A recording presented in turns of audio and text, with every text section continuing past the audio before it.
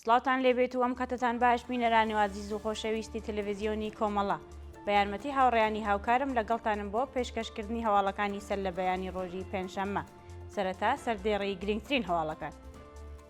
هەڕەشەی ناوەندە ئەمنیەتیەکانی ڕژیم لە چالاکانی مەدەنی ئیلام، دادگاییکردنی چیاکۆ قوربەیی لە دادسەرای گشتی و ئینقلابی سنا، کۆبوونەوەی خاننشینکراوانی سەنعەتی نەوت لە ئەهواز، شەپۆلی ئەعدامی بەندکراوان لەلایەن دەستگای قەزایی ڕژیم، قێرانی کەمی پەرستە لە نەخۆشخانەکانی ئێران، دامەزرانی 15,000 دووربێنی چاودێری لە شاری تاران و گیان لە دەستانی 30 فەلەستینی لە هێرشی ئیسرائیل بۆ سەر غەزە.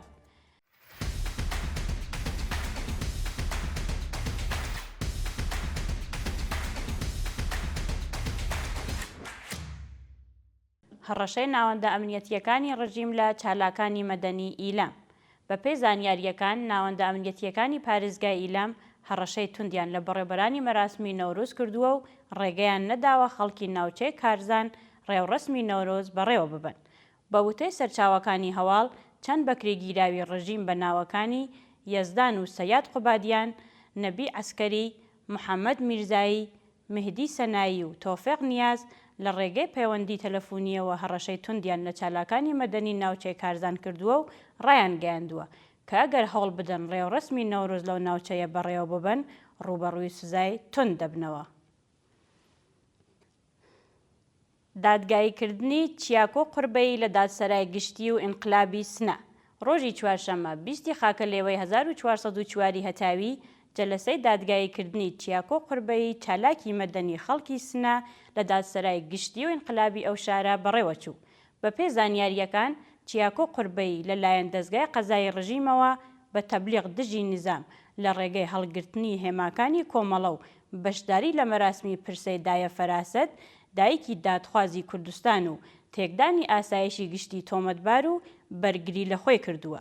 جێگای ئاماژەیە کە ڕۆژی 19 خاکە لێوەی ئەمساڵیش جەلەسەی دادگاییکردنی 7 چالاکی مەدەنی و کرێکاری شاری سنا بە ناوەکانی سەید خالد حسەینی، جەماڵ ئەسەدی، ئێقباڵ شەبانی، فەردین میرەکی، شەیس ئەمانی، فەرشید عەبدوڵڵاهی، ئارمان سەلیمی و سوسەن ڕازانی بە هەمان تۆمەت بەڕێوەچوو بوو. بانگهێشتی مەجید دەریایی بۆ دادگای ئینقلابی شنۆ. ڕۆژی چوارشەممە 20 خاکە لێوە، مەجید دەریایی بەندکراوی سیاسی پێشوو بە بیانووی بەشداری لە مەراسمەکانی نۆرۆز بۆ لەقی یەکی دادگای ئینقلابی شاری شنۆ بانگهێشت کرا. بە وتەی سەرچاوەکانی هەواڵ، مەجید دەریایی لەلایەن لەقی یەکی دادگای ئینقلابی شنۆ بە تەبلیغ دژی نیزام و هاوکاری لەگەڵ گروپی دژبەرانی کۆماری ئیسلامی تۆمەتبار و وێ ڕایڕەتکردنی هەموو ئەو تۆمەتانە بەرگیری لە خۆی کردووە. ناوبراو لە ساڵی 96 هەتاویش بە بیانووی چالاکی سیاسی کوڕێکی بە ناوی ئاکام دەریایی دەست بەسەر و ساڵی 97 هەتاوی هاوڕێ لەگەڵ 5 شارومەندی دیکە بە تۆمەتی هاوکاری لەگەڵ یەکێک لە حیزبە نەیارەکانی ڕژیم سەرجەم بە 16 ساڵ و 6 مانگ زیندان مەحکوم کرابوو. ناڕەزایەتی قوتابیانی زاهدان و قێشم لە ئاست نەبوونی ئیمکانات. ڕۆژی چوارشەممە 20 خاکە لێوە، قوتابیانی دوورگەی قشم و گوندەکانی بەلوچستان لە ئاست نەبوونی ئامێری ساردکەرەوە و سرویسی هاتوچوو ناڕەزایەتیان دەربڕی. بە وتەی چالاکانی مەدەنی بەلوچستان، ڕژیمی سەرگوتگەری ئیسلامی سرویسی هاتوچوو بۆ قوتابیانی گوندنشین دابین ناکات و لەو کاتەوە سنووری بەسەر سوختبەراندا داخستووە دەیان قوتابی لە خوێندن دوورکەوتنەتەوە. لە لایەکی دیکەوە پلەی گەرما لە دوورگەی قشم بە ڕێژەیەکی بەرچاو هەڵکشاوە و قوتابیان بە دەستنەبوونی کارەبا و ئامێری ساردکەرەوە وەزاڵە هاتوون.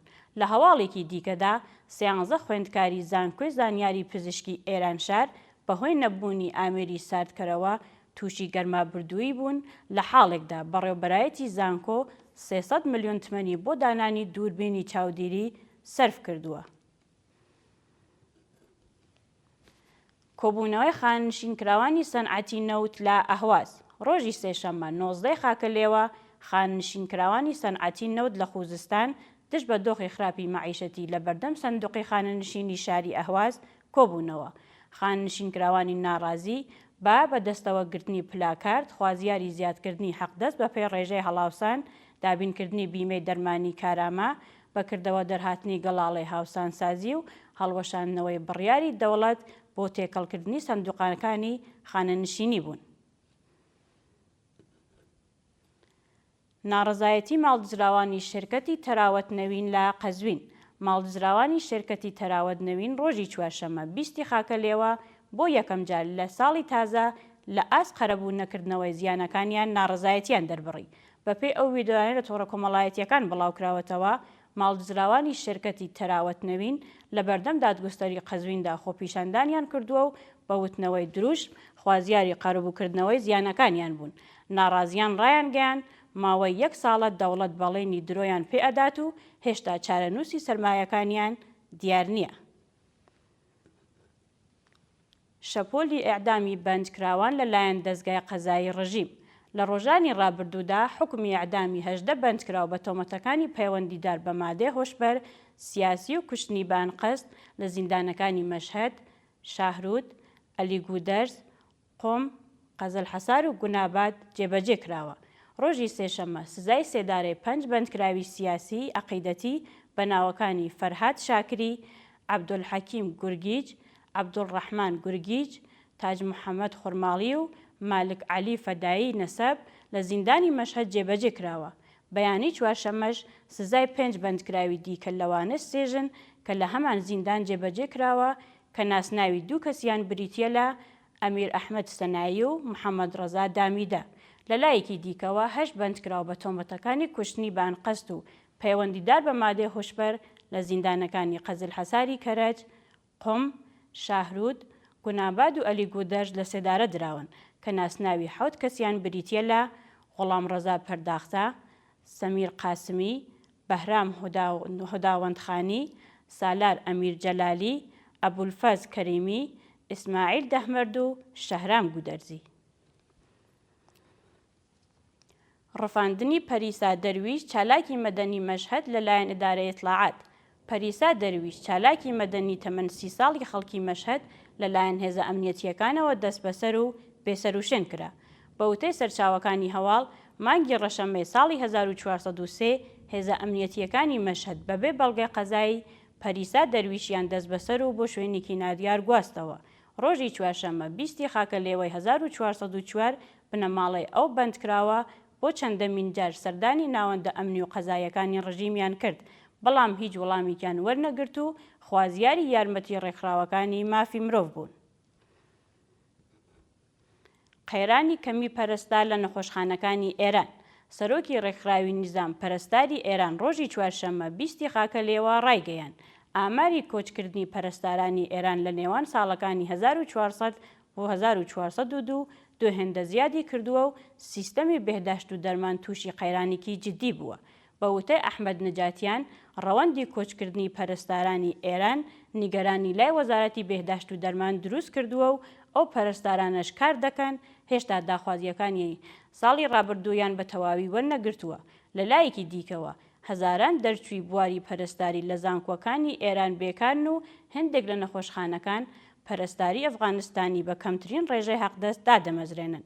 بەپێی راپۆرتی ناوەندی ئاماری ئێران 170% دەرچوانی زانکۆ لە ئێران بێکارن و دەوڵەت نەیتوانیوە هیچ دەرفەتێکی کاری بۆ دەرچوانی زانکۆ ساز بکات. دامەزرانی 15,000 دووربێنی چاودێری لە شاری تاران. شارەداری تاران ڕایگەیاند تا کۆتایی ساڵی 1404 15,000 دووربێنی چاودێری لە شەقام و کۆڵانەکانی ئەو شارە دادەنێت.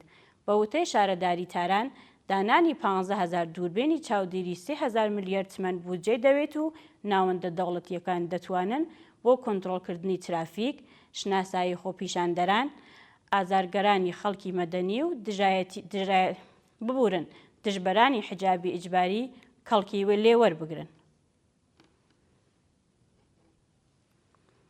مانگرتنی هەزاران کرێکار لە یونان. بەیانی چوارشەممە 20 خاکە لێوە هەزاران کرێکاری یونانی لە شاری ئاتێن ڕژانە سەر شەقام و خوازیاری چوونە سەرەوەی ڕێژەی حەقدەست بوون. کرێکارانی یونانی بەپێی بانگەوازی ئیتحادیە کرێکاریەکان ڕۆژی چوارشەممە کار و چالاکیەکانیان ڕاگرتووە و بەڕێپێوان لەسەر شەقامەکانی ئاتێن خوازیاری زیادکردنی حەقدەست بە پێی ڕێژەی هەڵاوسان بوون. کرێکارانی ناڕازی هەروەها دژایەتی خۆیان لەگەڵ سیاسەتەکانی دەوڵەتی ڕاستگەرای ئەو وڵاتە نیشاندا و خوازیاری سەرفکردنی بودجەی وڵات بۆ دابینکردنی خزمەتگوزاری کۆمەڵایەتی بوون. درێژەی ناڕەزایەتی کرێکارانی ئیسپانیایی دژ بە گرانی کرێخانوو. ماوەی 3 ڕۆژە کرێکاران و چینی هەژاری ئیسپانیا دژ بە گرانی کرێخانوو خۆپیشاندان دەکەن و هێشتا دەوڵەت وەڵامی داخوازیەکانیان نەداوەتەوە.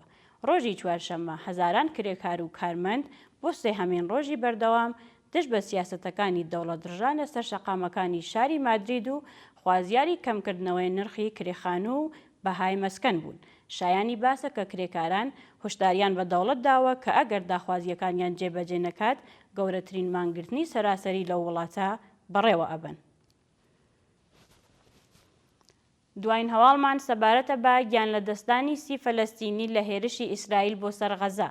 ڕۆژی چوارشەممە 20 خاکەلێوە ئەرتەشی ئیسرائیل ناوچەی شوجاعیە لە کەرتی غەزا بردومان کردو بەو هۆیەوە 30 کەس گیانیان لەدەستا. بە وتەی بەرپرسانی ئەرتەشی ئیسرائیل پێش هێرش خەڵکی مەدەنیان ئاگادار کردووە و مەبەستیان لە ناوبردنی فەرماندەیەکی حەماس بووە. لە بەرامبەردا ماڵپەڕی ئەلعەرەبیە ئاشکرای کردووە کە 30 فەلەستینی لە هێرشەکانی ئیسرائیل بۆ سەر ناوچەی شوجاعیە بوونەتە قوربانی کە زۆربەیان ژند و منداڵ بوون. شایانی باسە کە بەدەیان کەسی دیکە بریندار و ڕەوانەی ناوەندە دەرمانیەکان کراون. بینەرانی عەزیز و خۆشەویست هەواڵەکانتان پێشکەش کرا. هەر شاد بژیت.